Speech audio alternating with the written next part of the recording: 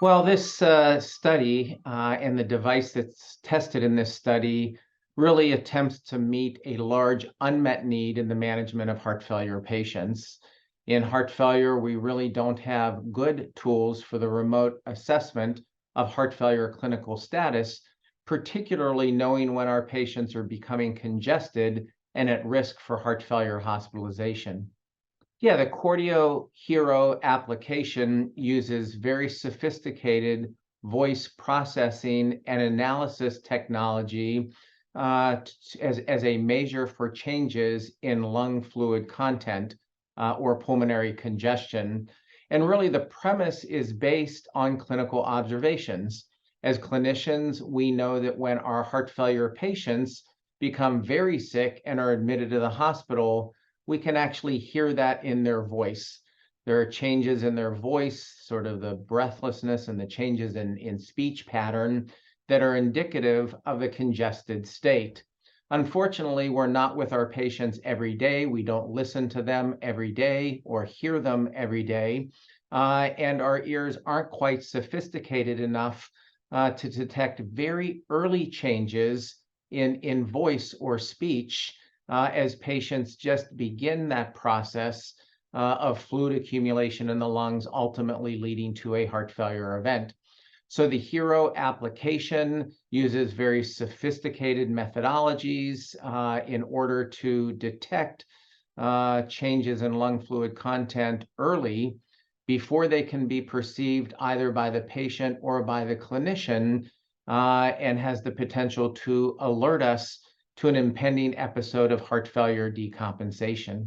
Yeah, so this study, the HearO community study, is the first study to evaluate the diagnostic performance, the diagnostic characteristics of the HearO application in an ambulatory setting. Previously, we had shown in hospitalized patients with acute decompensated heart failure the ability of the application to differentiate between the wet or congested state at the time of admission and the dry or decongested state at the time of discharge from the hospital. In this study, we're trying to understand how well this application performs in the outpatient setting by enrolling patients with New York Heart Association class 2 or 3 heart failure, stable patients, but stable patients who are at risk for a future heart failure event, such as a hospitalization or the need to be treated as an outpatient with an intravenous diuretic.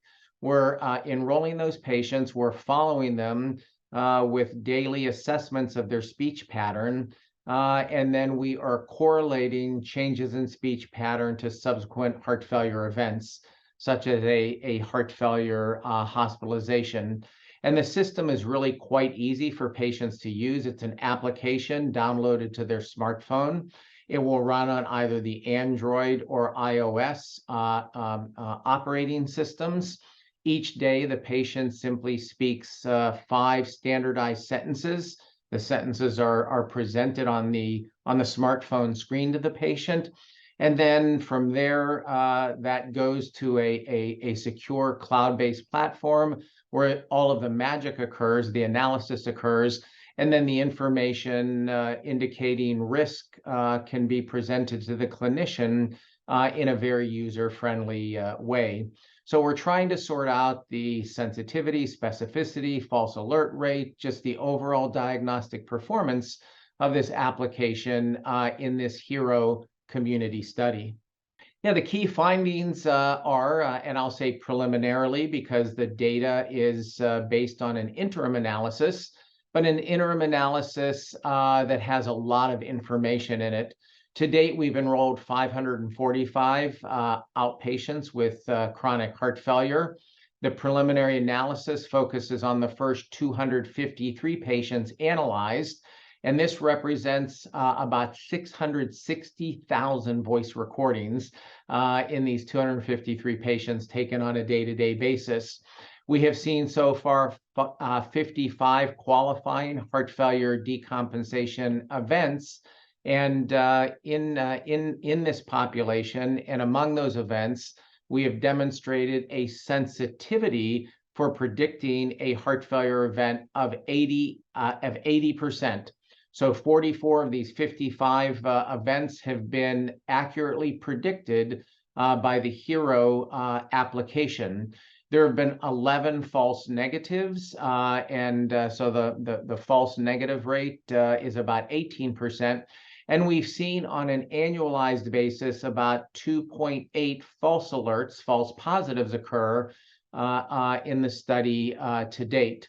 And importantly, on average, the system can detect a heart failure decompensation event about 3 weeks prior to the event.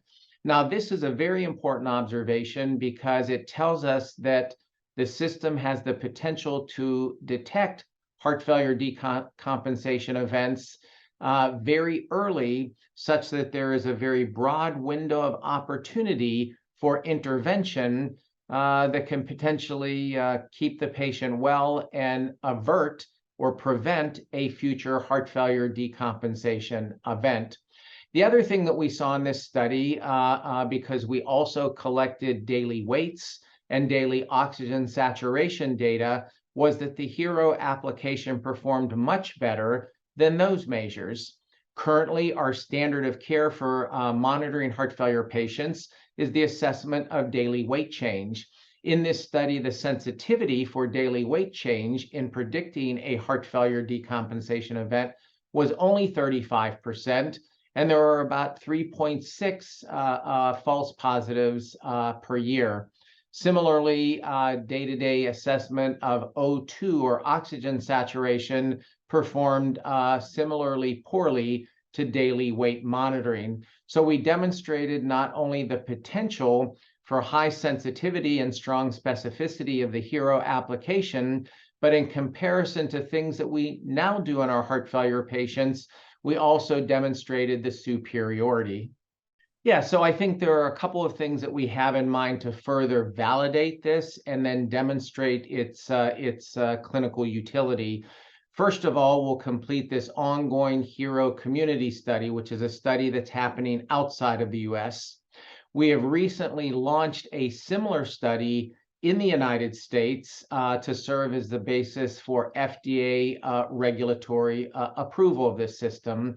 So we've got now a single-arm observational study that's evaluating the diagnostic performance of the HearO application in the United States. Beyond that, we would eventually like to do randomized studies and other observational studies that will continue to build an evidence base around this approach to support its clinical utility and clinical adoption more broadly.